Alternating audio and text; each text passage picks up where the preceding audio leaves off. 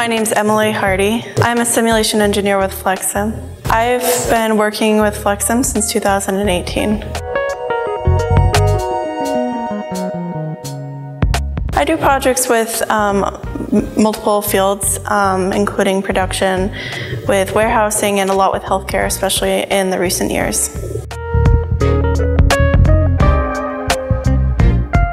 The idea with the healthcare module in FlexSim is to follow the patient through their track in the hospital or the healthcare facility rather than following an object, which means that you're looking at the way the patient interacts with different locations and with different staff throughout their stay in the facility.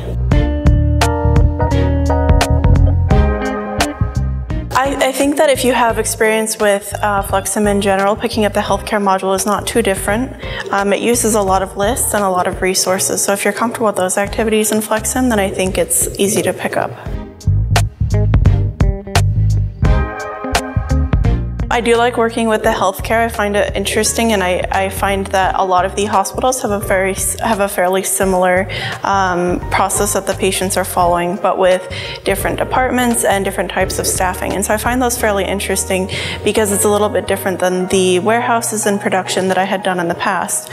So I like to work with the healthcare module especially, and also that it is a little bit newer part of the software, and that it's a less common type of simulation, so I find it interesting to try new things that haven't been done as much as some of our other fields.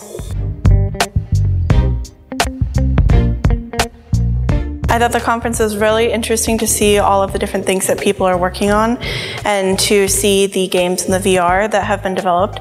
I think that we don't do as much of that in our office, and so it's very interesting to see more of the VR connection and the games that have been developed here.